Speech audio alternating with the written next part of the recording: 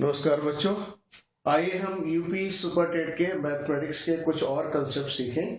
हमने भिन्न पर आधारित कुछ प्रश्न करके देख लिए हैं। हम चाहेंगे कि भिन्न पर आधारित कुछ प्रश्नों को और किया जाए ताकि भिन्न की कंसेप्ट समझ में आ जाए और भिन्न पर एक दो सवाल जो जरूर आता है उसमें आपको कोई कठिनाई ना हो, और जब भिन्न आप समझ लेंगे तो दूसरे सवालों में भी आपको आसानी होगी, क्योंकि हम यहाँ पर जो x मान करके सोल्यूशन निकालते हैं वो सोल्यूशन आपका दूसरी जगह भी आसानी से निकल जाएगा। तो अगर आपने हमारे चैनल शाक्य एकेडमी को सब्सक्राइब नहीं किया है तो प्लीज उसको सब्सक्राइब कर लें, ताकि आपको यूपी सुपर टेट के लिए मैथमेटिक्स और दूसरे विषय भी मैं आपको समझाऊंगा, वो सारे के सारे वीडियोज आपको समय पर मिलते रहें और आपकी प्रैक्टिस चलती रहे। इसलिए आप शाक्य एकेडमी चैनल को जरूर जरूर सब्सक्राइब कर दें, और इसको अगर आपको वीडियो पसंद आ रहे हैं तो लाइक भी करें और बेल आइकन भी प्रेस करें, ताकि आपको सारे अपडेट्स समय से मिलते रहें। बच्चों, हमारा प्रयास है कि मैथमेटिक्स को बहुत आसान कर लिया जाए, ताकि हम सब मैथमेटिक्स में इतने निपुण हो जाएं, इतने कॉन्फिडेंट हो जाएं कि हमें मैथमेटिक्स की कोई चिंता ना रहे। और मैथमेटिक्स का स्कोर बहुत अच्छा होता है। इसमें आप बिल्कुल निश्चित तौर पे कह सकते हैं कि आपका उत्तर सही है या आपका उत्तर सही नहीं है। अन्य जो हमारे सेक्शंस हैं क्वेश्चन पेपर के, वहां इतनी पक्की बात नहीं हो पाती है। तो आप जरूर इस बात को ध्यान में रखेंगे कि मैथमेटिक्स एक ऐसा पार्ट है जो बहुत ही स्कोरिंग है आपके क्वेश्चन पेपर का, और इसको अगर आप ठीक से कर लेते हैं, समझ लेते हैं, तो आपके कॉन्फिडेंस लेवल में बहुत बढ़ोतरी होगी और कॉन्फिडेंस लेवल से आपका पेपर बहुत अच्छा जाएगा। ये हमारा प्रयास है। आइए देखें आज के क्वेश्चंस। आज के वीडियो में हमने 5 प्रश्न लिए हैं। पहला प्रश्न है, निम्न में कौन सबसे बड़ी भिन्न है? 3/2 है या 4/3 है या 5/6 है या 9/7 है? ये 4 भिन्नों में सबसे बड़ी भिन्न कौन सी है? बड़ी या छोटी, दोनों बातें हम समझ सकते हैं। प्रश्न नंबर 2 है, निम्नलिखित भिन्नों में से सबसे बड़ी और दूसरी सबसे बड़ी भिन्न क्रमशः है 5/6, 3/4, 1/2, 2/3 और 3/5। ये जो हमारे पास 5 भिन्नें हैं, इसमें से सबसे बड़ी और फिर उससे छोटी, जिसको हम कहेंगे सबसे बड़ी का मतलब है ग्रेटेस्ट, और फिर सेकंड ग्रेटेस्ट। इसको हमें पता करना है, अभी हम लोग इसको समझेंगे। प्रश्न 3 है, 6/5 में कितने 1/10 हैं? बड़ा अच्छा सवाल है, इंटरेस्टिंग सवाल है, और इस तरह के सवाल आते हैं। और प्रश्न देखिए कितना छोटा है, और हम चूंकि कंसेप्ट नहीं समझते हैं, हमसे ये सवाल नहीं होते हैं। आज हम इस कंसेप्ट को समझ लेंगे। प्रश्न संख्या 4 है, ये बड़ा अच्छा सवाल है। इसको हम लोग कैसे सॉल्व करेंगे, प्लस माइनस भिन्नों का या दशमलव वाली संख्याओं का कैसे करते हैं, उसको अभी हम लोग समझेंगे। आखिरी प्रश्न है, 5वां प्रश्न, 3 सही 1/4 किलोग्राम चीनी से 1/16 किलोग्राम के कितने पैकेट बनेंगे? देखिए, जैसा ये सवाल है वैसा ही ये है। मतलब 3 सही 1/4 में 1/16 कितने हैं? सवाल को थोड़ा सा भाषा में लिख दिया है, लेकिन कंसेप्ट यही चलेगा।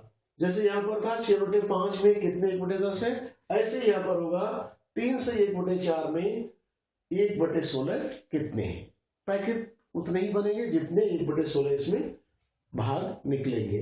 तो इन चीजों को हम लोग समझेंगे और बहुत अच्छी तरह से क्लियर करेंगे कंसेप्ट। अगर आपको किसी कंसेप्ट में कहीं कोई प्रॉब्लम है या और अधिक कुछ सीखना चाहते हैं या कोई आपके पास सुझाव है, तो हमें व्हाट्सएप नंबर पर मैसेज कर दें, व्हाट्सएप मैसेज करें, हम आपके मैसेज का जरूर उत्तर देंगे। और आपको जो भी कठिनाई होगी मैथमेटिक्स में, पूरी मैथमेटिक्स में, हम उसको आपको समझाएंगे, ताकि आपका कॉन्फिडेंस लेवल बढ़े। देखिए बच्चों, प्रतियोगिताओं की जो खास बात है वो है कॉन्फिडेंस।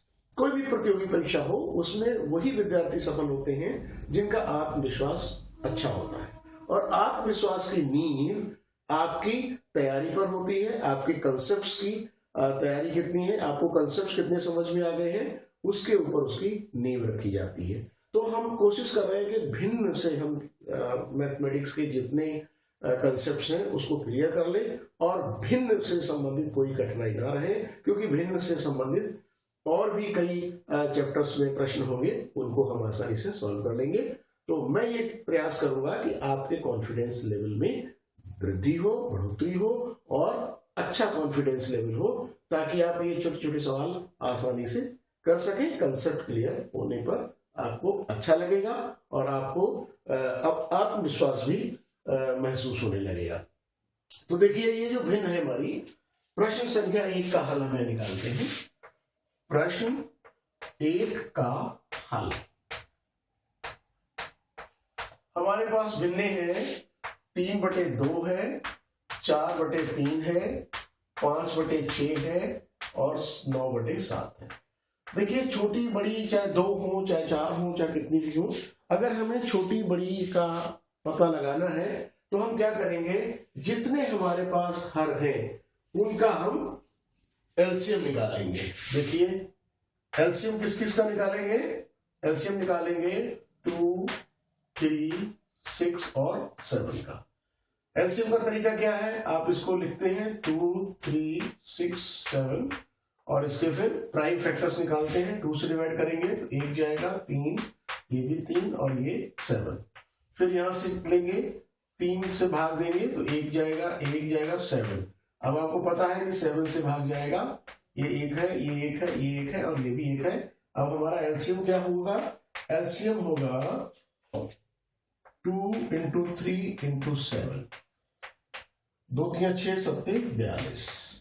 ये हमने एलसीएम इसलिए निकाला कि हम यहां भी बैलेंस करेंगे, यहां भी बैलेंस करेंगे, यहां भी बैलेंस करेंगे, यहां भी बैलेंस करेंगे।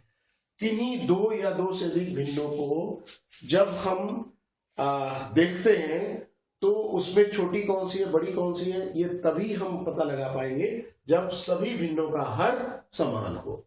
और सभी भिन्नों का हर समान करने के लिए एलसीएम का मेथड है। अगर ये समान नहीं है, अगर समान है, मान लीजिए हमारे पास एक भिन्न है 2/5 और एक है 3/5, अगर हर सेम है, यहां भी 5 है, 5 है, तो जिसका अंश बड़ा होगा वही बड़ी होगी। तो ये भिन्न बड़ी है, इसको हम इस तरह से लिख सकते हैं और ये छोटी है।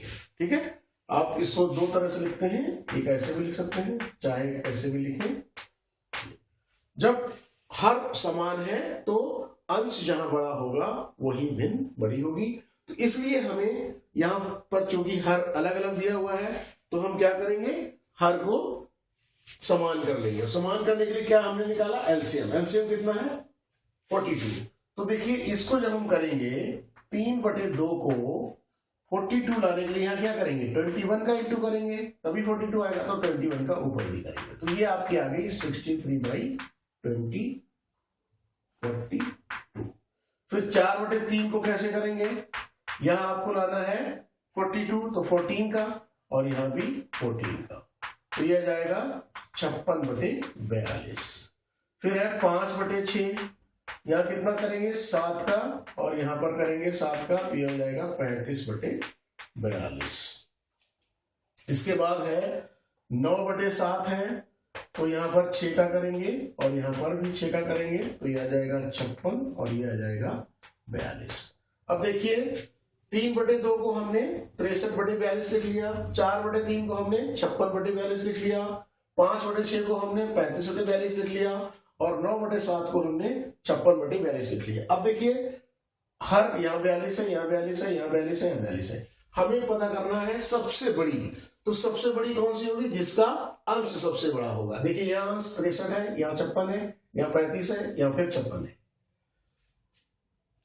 नहीं, ये 56 गलत है, यहां पर होना चाहिए 9 × 54। हाँ, फिर देखिए, यहां अंश 63 है, यहाँ 56 है, यहाँ 35 है और यहाँ 54 है। तो सबसे बड़ा अंश कौन सा है? 63। तो ये वाला सबसे बड़ा है, इसलिए ये वाली भिन्न सबसे बड़ी होगी। तो सबसे बड़ी भिन्न कौन सी हुई? सबसे बड़ी कौन सी हुई? सबसे बड़ी भिन्न है 3/2। अब इसको अगर हम आरोही या अवरोही क्रम में लिखें तो कैसे लिखेंगे? देखिए, बहुत आसान है। कैसे लिखेंगे? देखिए, 3/2 सबसे बड़ी है, तो हमने लिख लिया 3/2 सबसे बड़ी। इसके बाद कौन सी है? इसके बाद 56 वाली है, यानी कि 4/3। फिर 4/3 किससे बड़ी है? देखिए 56 के बाद 54 है, 9/7, और 9/7 किससे बड़ी है? 9/7 किससे बड़ी है?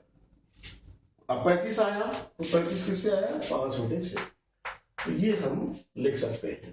ठीक है, ये कैसा हो गया? अवरोही। अवरोही का मतलब क्या है? छोटे की तरफ जाएंगे, बड़े से छोटा, बड़े से छोटा।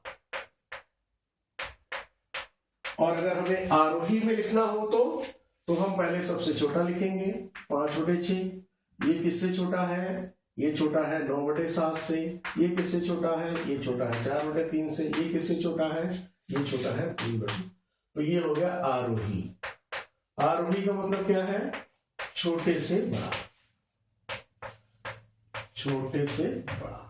तो जब भी ये आपको कंसेप्ट की जरूरत पड़े, इस कंसेप्ट को आप ध्यान में रखेंगे। ठीक है, अगर सबसे बड़ी चाहिए, या मान लीजिए आपको बताया कि भाई आरोही क्रम में लिखिए या अवरोही क्रम में लिखिए, चाहे किसी क्रम में लिखें, तो आपको क्रम में लिखने के लिए सबसे छोटी, सबसे बड़ी, फिर उसके बाद इस तरह से क्रम से निकालना पड़ेगा। और ये मेथड आपका आसान है। ठीक है, इस एलसीएम से हम क्या करते हैं? डिनोमिनेटर या हर को समान कर लेते हैं, और ये प्रश्न संख्या 1 का हल है। अब देखिए दूसरा प्रश्न भी ऐसा ही है, सबसे बड़ी और दूसरी सबसे बड़ी। तो सबसे बड़ी के लिए वही है, हम क्या करेंगे? आपको समझ में आ गया होगा। क्या समझ में आया? ये आप एलसीएम निकालेंगे ताकि सबके डिनोमिनेटर सेम हो जाए। ठीक है, सबके डिनोमिनेटर सेम हो जाए, और अगर डिनोमिनेटर सेम है तो हम अंश देखेंगे, जिसका अंश सबसे बड़ा होगा वो सबसे बड़ी होगी। प्रश्न संख्या 2 का हल। प्रश्न 2 का हल देखिए जरा क्या है ये। देखिए आपके पास भिन्ने हैं, 5/6 है, 3/4 है, 1/2 है, 2/3 है, और 3/5 है। तो सबसे पहले आपको क्या करना है? हर समान करना है, और हर समान करने के लिए आपको क्या करना पड़ेगा? हर समान करने के लिए आपको एलसीएम लेना पड़ेगा। और एलसीएम किस किस का लेंगे हम? 6, 4, 2, 3, 5। एलसीएम किसका लेंगे? 6, 4, 2, 3 और 5, इसका एलसीएम लेंगे। आपको पता है एलसीएम निकालना आता है, 2 से भाग देंगे तो यहाँ 3 आएगा, यहाँ 2 आएगा, यहाँ 1 आएगा, यहाँ 3 आएगा, और यहाँ 5 आएगा। फिर हम 2 से देंगे तो यहाँ 3 नहीं जाएगा, 1 आ जाएगा, 1 आ जाएगा, 3 आ जाएगा, और 5 आ जाएगा। फिर हम 3 से देंगे, अब 3 से क्या होगा? ये 1 हो जाएगा, ये 1 हो जाएगा, ये 1 हो जाएगा, ये 1 हो जाएगा, 5 हो जाएगा। और फिर हम 5 से भाग देंगे, ये 1 है, ये 1 है, ये 1 है, ये 1 है, और ये 1 आ गया। तो एलसीएम कितना हुआ बेटा? एलसीएम हुआ, इनका गुणा करेंगे, 2 × 2 × 3 × 5, 2 दूनी 4, 12 पंचे 60, 60 आ गया। तो आपने जैसे प्रश्न संख्या 1 में देखा था, यहाँ भी 60 करना, यहाँ 60 करना, यहाँ 60 करना, यहाँ 60 करना, यहाँ 60 करना। तो हम कैसे 60 करेंगे? 5/6 को 60 करने के लिए क्या करेंगे? 10 का गुणा करेंगे, तो 10 का ऊपर कर देंगे, तो ये आ गया 50/60। ठीक, अब 3/4 को किससे गुणा करें? देखिए यहां पर ध्यान रखिए, यहां इसे 4 है तो 4 निकाल दिए, तो 5 से 15 का गुणा करेंगे, क्योंकि 15 दूनी 30 दूनी 60 होता है। तो यहां से हमें आसानी हो जाएगी। आपको लग रहा होगा कि नहीं एलसीएम निकाला, फिर ये कैसे पता करेंगे कि कितने का गुणा करें? कितने का गुणा करेंगे 60 हो जाएगा, यहां से पता चलेगा। देखिए 4 ये है, तो 4 इसको हटा दिए तो 15 का, तो 15 का गुणा करेंगे, और इसी 15 का ऊपर कर देंगे, तो ऊपर आ जाएगा 15 के 45, और नीचे आ गया 60। अब देखते हैं 1/2 को आप कैसे करेंगे। अब देखिए 2 निकाल दिए, तो 5 या 15 30, 30 से गुणा करेंगे, और यहाँ भी 30 से गुणा करेंगे, तो आ जाएगा 30/60। फिर है 2/3। अब देखिए 3 बढ़ा दीजिए, 2 दूनी 4 पंचे 20। आप बहुत आसानी से समझ सकते हैं इसको। तो ये 20 दूनी 40 हो जाएगा, और नीचे 60 आ जाएगा। अब कितना है? 3/5। अब 5 हटा दीजिए, तो 2 दूनी 4 12। ठीक है, ऐसे निकाल लिया करिए आप। तो ये आ जाएगा 36, और ये आ जाएगा 60। अब देखिए हमने सबको चेंज कर दिया। अब हमारे हर डिनोमिनेटर की वैल्यू 60 है, हर का मान 60 है। तो जो अंश बड़ा होगा, वो जो सबसे बड़ा होगा वो सबसे बड़ी भिन्न होगी। अब देखिए सबसे बड़ा कौन सा अंश है? देख लीजिए आप, सबसे बड़ा अंश कौन सा है? 50 है, तो ये सबसे बड़ा है। कौन सी सबसे बड़ी भिन्न है? 5/6। अब 5/6 के बाद कौन सी है? मतलब 5/6 किससे बड़ी है? देखिए 45 यानी कि 3/4 से बड़ी है, और 3/4 किससे बड़ी है? 40। 40 का मतलब है 2/3, और 2/3 किससे बड़ी है? 36 यानी कि 3/5, और 3/5 किससे बड़ी है? 30, 1/2।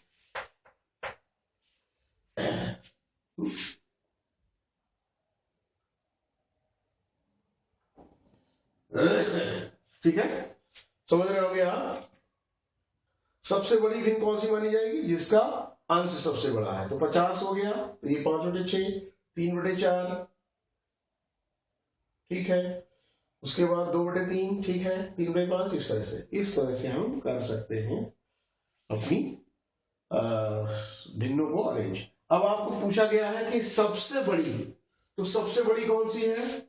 सबसे बड़ी भिन्न यहां से निकाल लेंगे हम।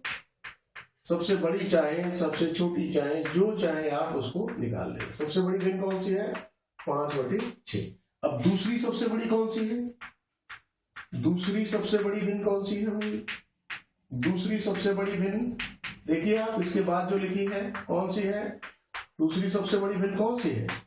3/4। तो ये आपने क्रमशः लिख दिया, ठीक है। तो आपका उत्तर कैसा रहेगा? 5/6, 3/4। ये आपने ये पता कर लिया, ठीक है। ये आपका हो गया कि इस तरह से हम भिन्नों को अरेंज करते हैं। हर अगर बराबर हो गया तो हम आराम से निकाल सकते हैं, ठीक है। डिनोमिनेटर को सेम करके हम कंपेयर करते हैं और वो बहुत अच्छा रहता है, बहुत सही आंसर आता है। डेसिमल में चेंज करके भी हम पता कर सकते हैं। आप अगर चाहें तो डेसिमल वाली मेथड को भी देख लें, और अगर कोई कंफ्यूजन है तो आप हमें व्हाट्सएप पे बताएं, हम आपकी मदद करेंगे और आपको भिन्न की कंसेप्ट बिल्कुल आसान समझ में आ जाएगी, आसान लगेगी, ठीक है। अब हम प्रश्न संख्या 3 का हल देखते हैं। प्रश्न संख्या 3 का हल क्या है देखते हैं। अगर प्रश्न संख्या 3 समझ में आ गई तो प्रश्न संख्या 5 भी उसी तरह का प्रश्न है। अब देखते हैं हम प्रश्न संख्या 3 का हल। प्रश्न 3 का हल देखिए, 3 का हल क्या है? 6/5 में कितने 1/10 है? अब इसको हम x वाली मेथड करें, अच्छा रहेगा। माना कि x है, तो इसका मतलब है ये 1/10 x है। तो अगर हम x में 1/10 का इंटू कर दें तो ये इसके बराबर आ जाएगा 6/5। ये समझ में आया आपको? 6/5 में कितने 1/10 है? हमने मान लिया x है, मान लो 3 है तो 3 का इसमें गुणा करके दिया जाएगा। मान लो 10 है तो 10 का गुणा करके दिया जाएगा। मान लो x है तो x का गुणा करेंगे। अब ये आ गया हमारा x/10 और ये आ गया 6/5। क्रॉस मल्टीप्लाई करेंगे तो 5x बराबर होगा 6 × 10। तो x की वैल्यू कितनी आएगी? 6 × 10/5। 5 दूनी 10 और 6 दूनी 12, यानी कि 6/5 में 1/10 कितने हैं? 12, ठीक है। अगर हम 1/10 को 12 से गुणा करें तो ये आएगा, ठीक है। ये बहुत आसान था। और प्रश्न संख्या 4 करते हैं। प्रश्न 4 का हल देखिए। प्रश्न संख्या 4 का हल क्या है? हमारे पास है 2/5 माइनस 1/3.25 माइनस 2.5/0.75 प्लस 0.50। तो सबसे पहले हम इसको हल करेंगे। इसको हम ऐसे लिखेंगे 2.5 माइनस 1/, ऐसे लिखेंगे 3.25 को ऐसे लिखेंगे, 2.5 को ऐसे लिखेंगे। अब हम इसको प्लस करेंगे। तो देखिए प्लस करने का तरीका क्या है? डेसिमल के नीचे डेसिमल आना चाहिए, तो प्लस करेंगे तो ये 5 आएगा, 7 5 12, और दशमलव के नीचे दशमलव, यानी कि 1.25 यहां लिखेंगे हम 1.25, ठीक। अब 1.25 को लिखने के बाद हम इसको पहले हल करेंगे, इस पार्ट को हल करेंगे। इसको हल करने के लिए पहला काम हम ये कर सकते हैं कि पॉइंट को हटा दें, डेसिमल को हटा दें। डेसिमल को हटाने के लिए यहाँ देखेंगे डेसिमल के बाद 1 डिजिट है, यहाँ डेसिमल के बाद 2 डिजिट है। डेसिमल तभी हटेगा जब डिजिट्स बराबर होंगे। अगर यहाँ पर 1 है और यहाँ 2 है तो डेसिमल नहीं हटेगा। हम इसमें 2 डिजिट कर लेंगे 0 लगा करके, अब ये डेसिमल हट जाएगा। ठीक, और ये 125 का दूना होता है 250। अब अगली स्टेप हमारी क्या आएगी, 2.5 माइनस 1/3.25 माइनस 2। अब 3.25 से हम -2 करेंगे तो 2 के बाद 0.00 कर लेंगे तो 5 आएगा, 2 आएगा और 1 आएगा। यानी कि ये हमारा आया 2.5 माइनस 1/1.25। अब देखिए आपको दिक्कत हो रही होगी कि ये कैसे सॉल्व करेंगे। कोई बात नहीं, पहले इसको सॉल्व कर लेंगे। यहाँ पर हमने बताया था आपको पहले, आपको पता है कोई भी संख्या हो, जैसे मान लिया हमने लिखा 7, इसमें पॉइंट है कि नहीं है? हाँ जी पॉइंट है, यहाँ पर है। मान लिया हमने लिखा 125, पॉइंट है। हर संख्या में पॉइंट लास्ट होता है तो यहाँ भी पॉइंट है। अब हम इस पॉइंट के बाद यहाँ 2 डिजिट है तो 2 0 लगा लेंगे तो ये बराबर हो गया, तो पॉइंट हट गया। अब 5 से भाग देंगे, ये 5 दूनी और ये 5 दूनी 5, फिर 5 से 4, फिर 5 से 5 और ये हमारा आ गया। अगर हम इसको देखें तो ये आ जाएगा, ये बराबर आएगा 2.5 माइनस 1 कितना आया देखिए, इसको आपने सॉल्व किया तो ये आया, यानी कि पूरा जब सॉल्व कर लिया तो आपका आ गया 0.8। कैसे 0.8 आया? 4/5 है तो 5 से भाग देंगे 4 को, 0.05 8 40, तो 4/5 जो आ जाते हैं 0.8। अब ये 0.8 इसमें से माइनस करेंगे, देखिए 2.5 को ऊपर लिखेंगे, 0.8 को नीचे लिखेंगे, माइनस करेंगे तो ये आ जाएगा 7 और ये आ जाएगा 1, यानी कि इसकी वैल्यू आ गई 1.7। यही आपका उत्तर है। ठीक, इसका मान है, कितना मान है? 1.7। इस क्वेश्चन का मान है 1.7।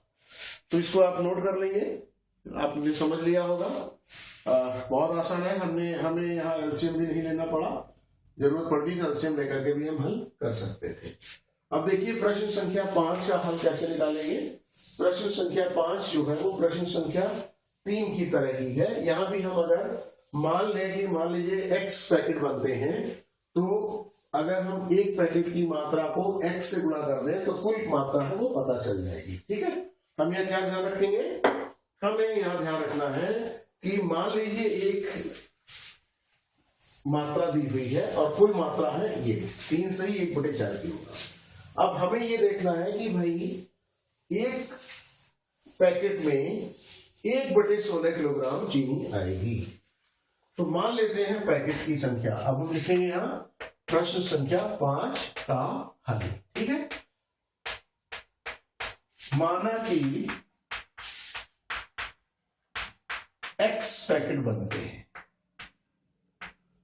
x पैकेट बनेंगे, मान लिया हमने x पैकेट बनेंगे तो एक पैकेट में इतनी है तो मात्रा कितनी होगी? x गुणे, और ये मात्रा किसके बराबर आएगी? इसकी आएगी 4 × 12 13/4। ठीक है, इसको सरल कर लिया, 4 × 12 सरल करते हैं, इनका इंटू करेंगे और एक जोड़ देंगे।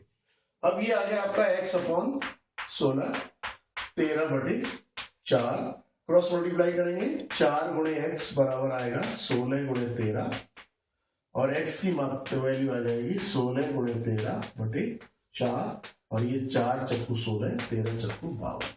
कुल कितने पैकेट बनेंगे? 52 पैकेट बनेंगे। ये हमने निकाल लिया और ये हमारा इस तरह से हल पूरा हो गया। बच्चों ये जो क्वेश्चंस हैं इनकी आप प्रैक्टिस करेंगे।